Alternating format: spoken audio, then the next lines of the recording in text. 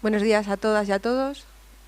Gracias por aceptar mi comunicación y poder participar en este congreso. Durante ayer y hoy, la verdad es que he disfrutado muchísimo de las comunicaciones que se han presentado. Voy a intentar hacer una presentación ágil,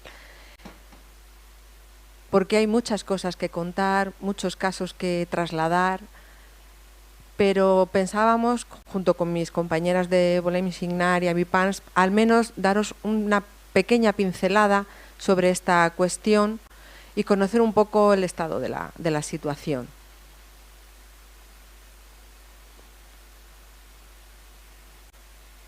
Pasamos, por favor.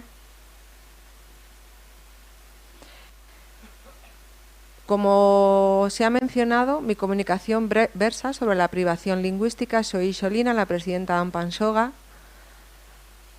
Llevo 5 años asumiendo ese cargo y la razón de ello fue porque tengo 2 hijos sordos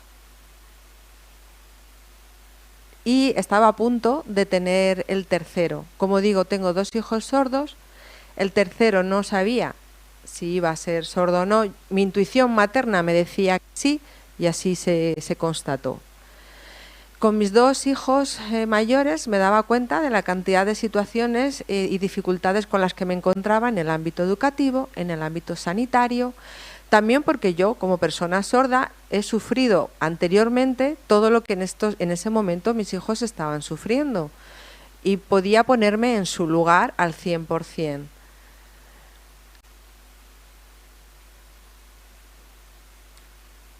La razón de participar en este congreso es porque las 3 entidades pensábamos la importancia de trasladaros este mensaje coincidiendo con la celebración el próximo domingo del Día Internacional de la Infancia.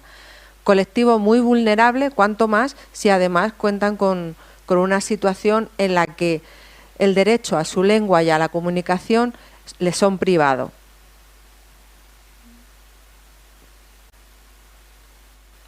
¿Pasamos? ¿Le damos a la siguiente, por favor? Gracias. Uy. No que lo apaguemos, sino que lo avancemos. Bueno, las 3 asociaciones durante todo este tiempo nos hemos dado cuenta que se confluyen 4 situaciones de manera recurrente. Fundamentalmente en el ámbito sanitario, cuando nace un niño sordo. La incoherencia en las decisiones y en las opiniones que toman los diferentes profesionales que pertenecen a ese ámbito. En vez de cuidar, preservar, mantener lo que hay, es todo lo contrario. Y luego también en el ámbito educativo. Contamos con diferente legislación donde tiene presencia la lengua de signos, también el caso de la Ley 27/2007, pero luego la realidad no es así. Cuesta que las cosas que están recogidas en las leyes se plasmen en realidad. Y cuesta también contar con apoyos para realizar esa lucha. Muchas veces, cuando reclamas determinados aspectos que tienen que ver con el uso de la lengua, con la comunicación, sobre todo con el uso de la lengua de signos, y haces mención a las referencias legislativas que hay, siempre lo circunscriben muchas veces a su aplicación a un ámbito fundamentalmente familiar, no escolar. Y eso genera un doble sufrimiento. No hay no se entiende de manera clara y precisa lo que así viene recogido de manera teórica en las diferentes leyes. Por otro lado, en el ámbito de la sociedad, esas leyes no se cumplen. Si no cuentan con intérpretes de lengua de signos, si no encuentran con profesionales de audición y lenguaje, por ejemplo, estos niños y niñas sordas son las personas a las cuales directamente se les perjudica en su crecimiento y en su desarrollo. pierden esa protección a la cual tienen derecho. Y no solamente hablamos de niños, sino también de jóvenes y de adultos sordos. Son los que siempre terminan siendo los perjudicados. Y por otro lado, no se cuenta con un gobierno que se comprometa a cumplir esos derechos, a pesar de que sí lo repiten en diferentes foros, ¿no? Al final solo se quedan en palabras vacías, pasan los años, siguen utilizando el mismo discurso, pero la sensación que se transmite no es de credibilidad. Y eso también genera mucho malestar en las familias. Pasamos a la siguiente.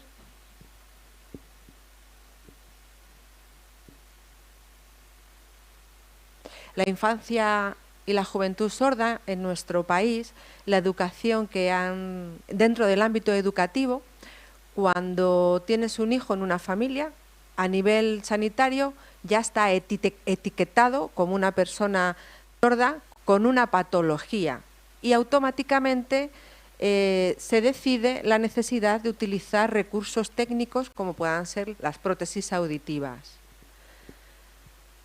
Evidentemente,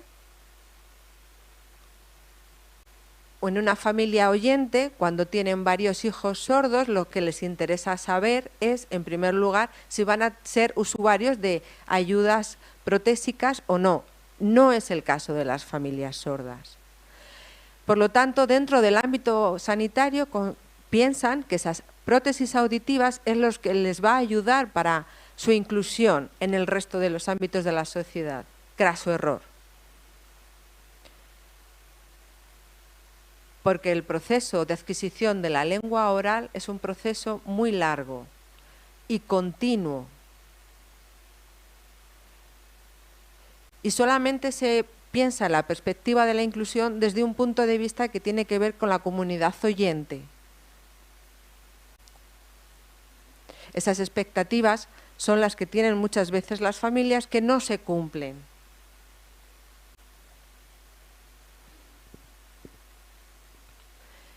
Y a veces se justifica con que todavía son pequeños, que tienen que ir creciendo, y cuando van creciendo cada vez es más evidente los problemas con los que se encuentran, y los médicos, en vez de asumir su responsabilidad, culpan a las familias de esos problemas y eximen toda la responsabilidad que ellos tienen en las decisiones que se han tomado,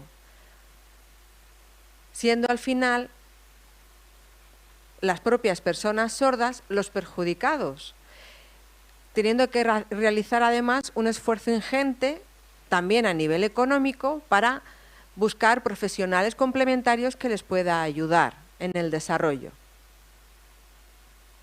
Por lo tanto, en estos niños se produce un retraso en la adquisición lingüístico bastante importante, de 3-4 años en comparación con la adquisición de la lengua oral en niños oyentes.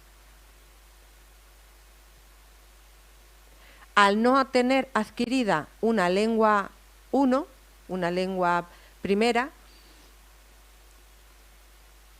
ni qué decir que todos optamos por el bilingüismo, pero tiene que haber una base lingüística previa consolidada para poder aprender y desarrollarse en otra lengua, ya sea lengua oral castellano, catalán o cualquier otra lengua. Pero tenemos que partir de una base en una lengua que sea la adecuada para esos niños, y en este caso es la lengua de signos.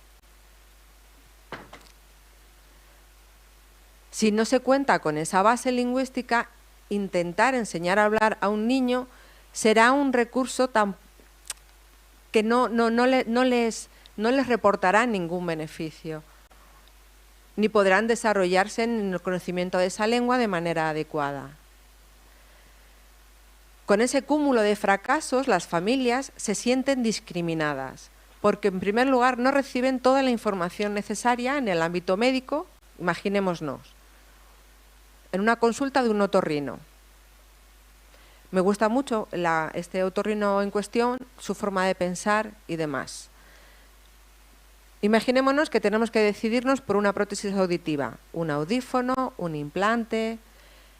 Aparte de que te puedan facilitar esa información, te la puedan complementar con, mira, también tienes la opción de la lengua de signos, también tienes estos profesionales que son conocedores de la situación de la población sorda infantil para que te puedan ayudar.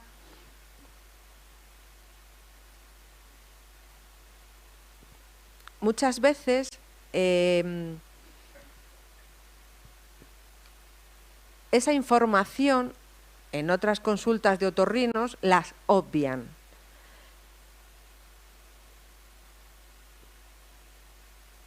Y se centran solo en fomentar la adquisición de la lengua oral, justificándolo con que si se les dota de conocimiento de lengua de signos, esto puede perjudicar en el aprendizaje de la lengua oral.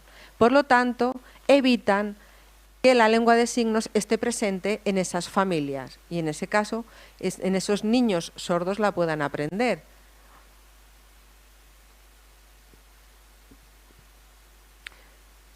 Además, en las diferentes entidades tampoco hay colegios, centros educativos donde se enseñe la lengua de signos como lengua 1.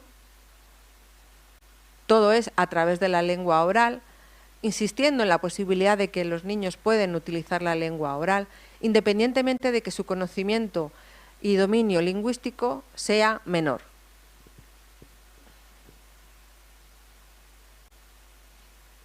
En el caso de mis 3 hijos, en el tercero concretamente, aparte de ser sordo, también es autista. Cuando supimos de esa situación, nos dieron multitud de opciones para trabajar con él, de todo tipo. Y nos dieron a elegir dentro de ese abanico de posibilidades. Y esa situación no se dio anteriormente con mis 2 hijos que son sordos. O sea, 3 hijos, 3 casos médicos en los cuales en ninguno de ellos se mencionó la lengua de signos. Solamente en mi tercer hijo, que tiene además una situación de autismo, se me ofreció un amplio abanico de posibilidades y de adaptaciones para poder utilizar, cosa que a mí me descolocó. ¿Cómo es posible eso? ¿Dónde están los derechos de la población infantil sorda? Ellos también tienen derechos como cualquier ciudadano y como cualquier persona con otro tipo de discapacidad. ¿Por qué se les exime a ellos de esos derechos? La ministra Isabel Celaá, la ministra de Educación,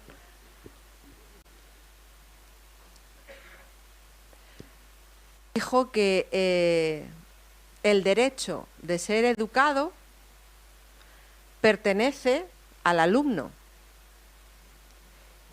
y las administraciones públicas deben garantizarlo. Es decir, el derecho de los padres lo ignoran. Que los niños lleven a prótesis auditivas, que puedan comunicarse oralmente. Nosotros como administración les garantizamos el derecho a educarse, pero no a educarse de una manera bilingüe, porque además el derecho les pertenece a ellos y a la administración, no a la familia. Creo que no es así.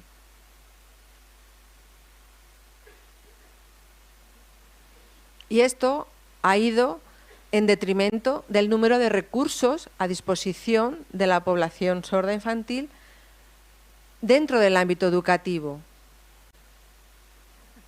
solamente pensando en el bienestar de estos alumnos y no contando con las decisiones o escuchando a las familias, ni dotándoles de la información necesaria a las familias para decidir en consecuencia.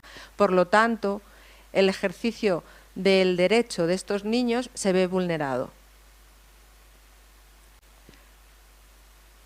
Ampansoga, Volem Signar, Avipán, no somos entidades políticas, somos asociaciones de madres y padres.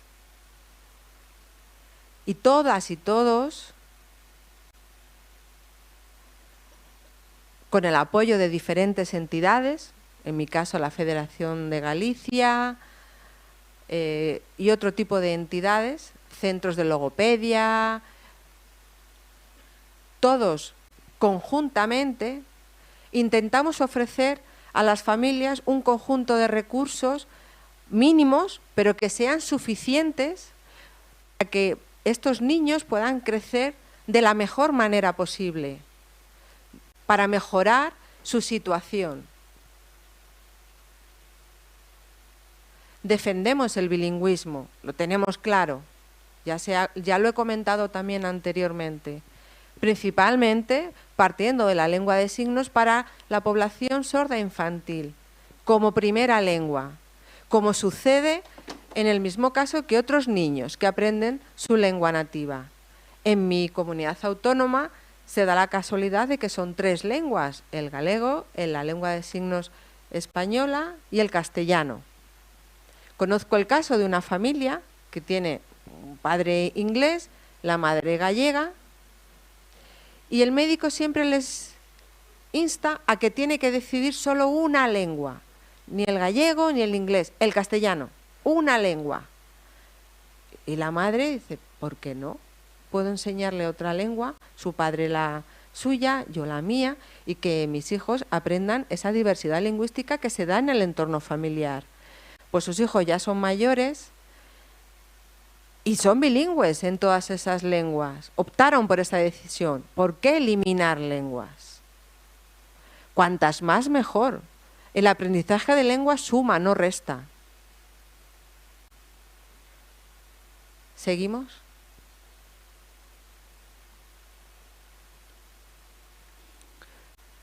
Defendemos... Vale.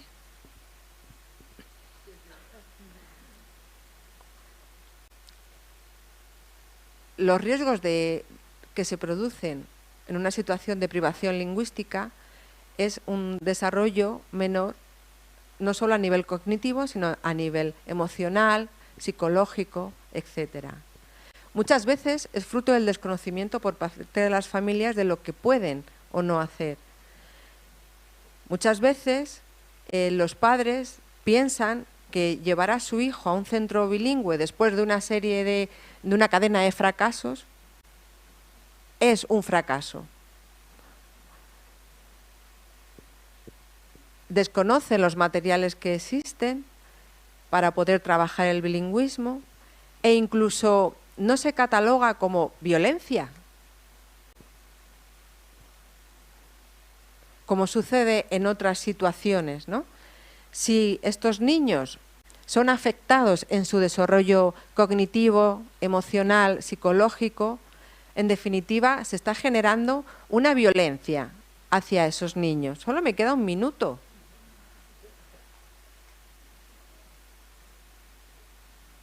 ¿Y qué es lo que queremos cambiar? ¿Qué pasos podemos dar para poder invertir esta situación? Pues que no desaparezcan los centros referentes. Para nosotras es fundamental porque es donde cuentan con los profesionales debidamente preparados para atender a las situaciones que se requieren.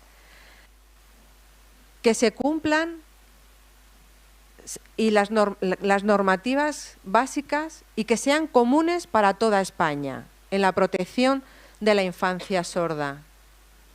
Que se den respuestas rápidas y no se demoren durante meses las peticiones que se reclaman, porque eso va en detrimento del desarrollo y crecimiento de estos niños. Aumentar la formación de estos profesionales que atienden a la población sorda infantil y que, si es posible, sean profesionales sordos. Crear más centros referentes en comunidades donde no existen y acercar e informar sobre lo que significa privación lingüística y darlo a conocer.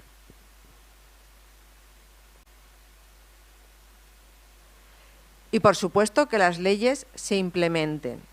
Eso es responsabilidad de todos y de todas, no solamente de la comunidad sorda. Y nada más. Muchísimas gracias.